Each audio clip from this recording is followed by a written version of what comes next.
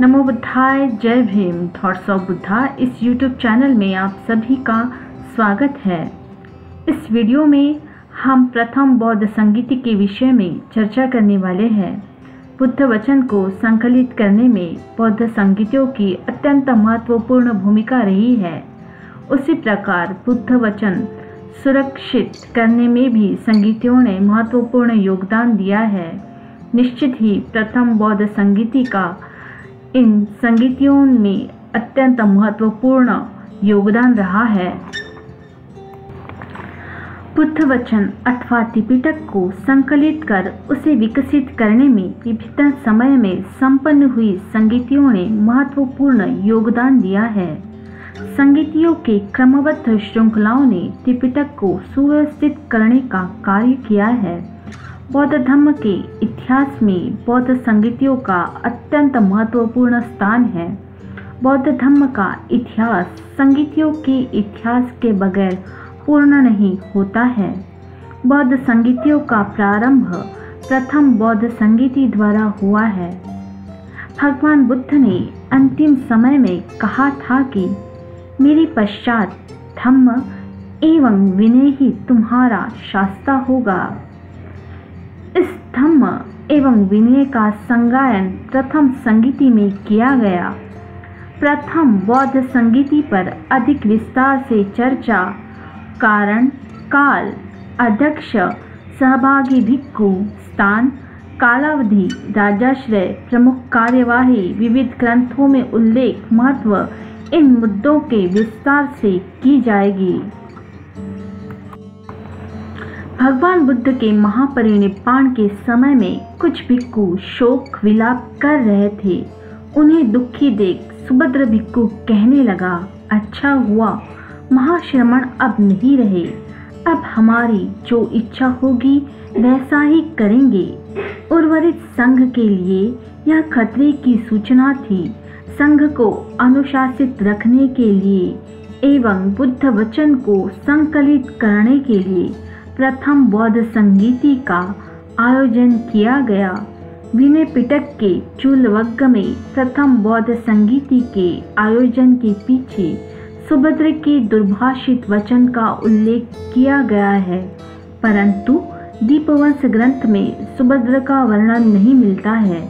मात्र महावंश ग्रंथ में सुभद्र के प्रकरण का उल्लेख किया गया है।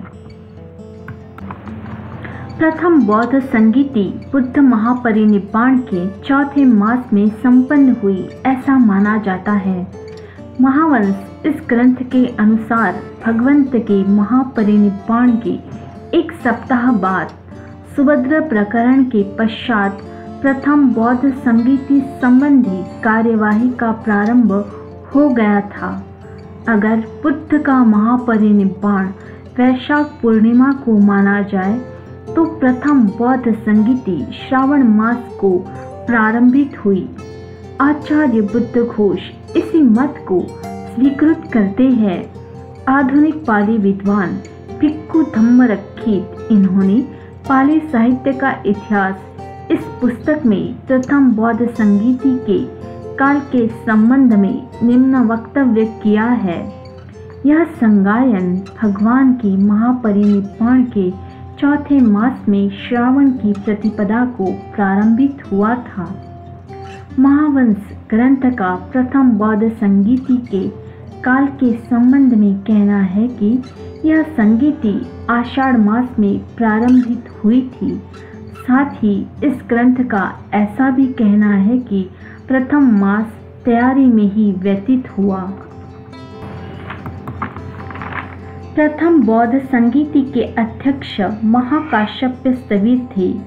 इस विधान की पुष्टि विनय पिटक के चूलवग्ग, दीपवंश, समंतपासादिका, महावंश, शासनवंश, सद्धम्म संग्रह, बोधिवंश इत्यादि ग्रंथों द्वारा होती है। प्रथम बौद्ध संगीति की कार्यवाही स्थविर महाकाश्यप इनके नेतृत्व में संपन्न हुई। प्रथम बौद्ध संगीति में महाकाश्यप स्थविर इन्होंने महत्वपूर्ण योगदान दिया है।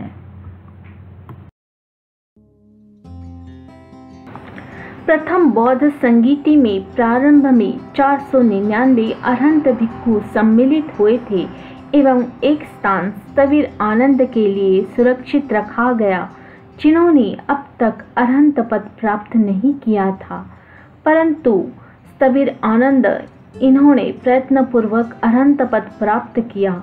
इस प्रकार प्रथम बौद्ध संगीति में 500 अरहंत भिक्खु सम्मिलित हुए। दीपवंश में इस संगीति में सम्मिलित भिक्खुओं के गुणों के विषय में निम्न कथन किया गया है।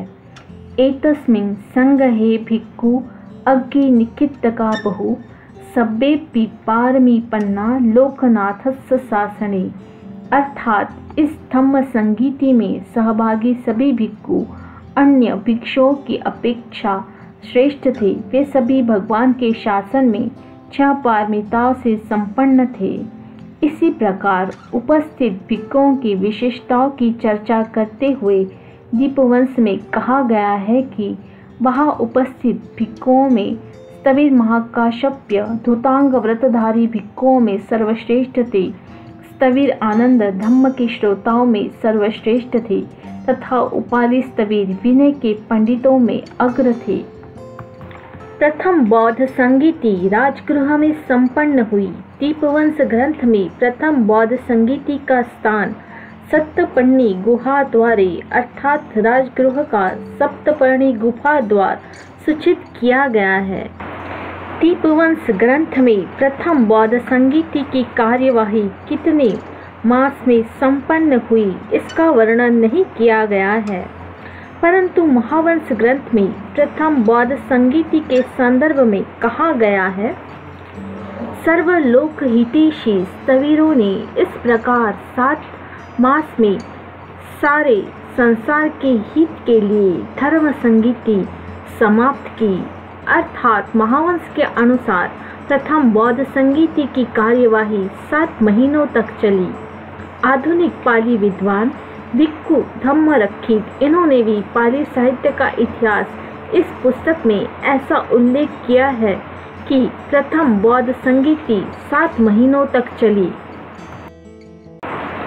विनय पिटक के चूलवग्ग में उल्लेख है कि प्रथम बौद्ध संगीति के संदर्भ में उचित व्यवस्था राजा अजातशत्रु ने की थी।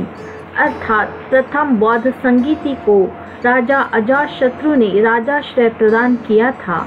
दीपवंश ग्रंथ में प्रथम संगीति के संदर्भ में राजा अजातशत्रु का उल्लेख नहीं किया गया है, परंतु महावंश ग्रंथ में राजा अजातशत्रु का संदर्भ दिया गया है।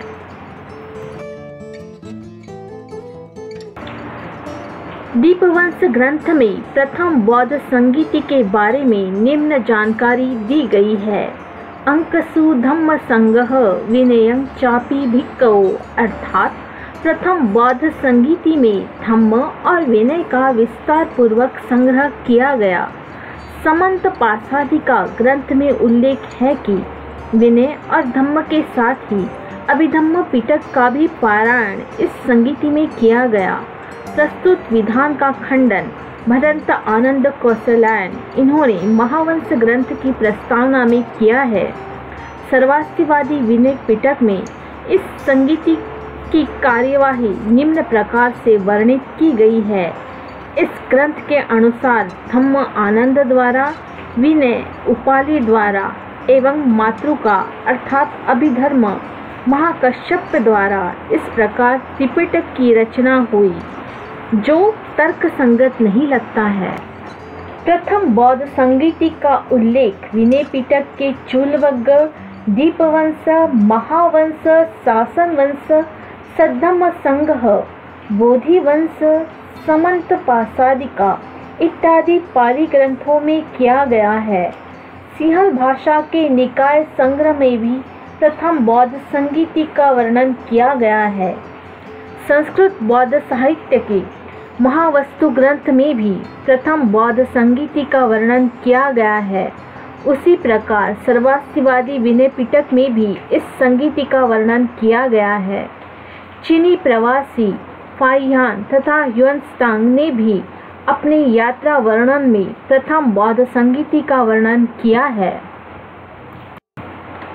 त्रिपिटक साहित्य की निर्मित एवं विकास के अध्ययन करते समय प्रथम बौद्ध संगीति अत्यंत महत्वपूर्ण कार्य करती है। प्रथम बौद्ध संगीति में धम्म एवं विनय का संकलन करके उसे नवांग बुद्ध शासन में विभाजित किया गया। उसी के द्वारा प्रथम बौद्ध संगीति में आगम पिटक की निर्मित हुई। आगम पिटक का आगे विकास होकर त्रिपिटक साहित्य विकसित हुआ।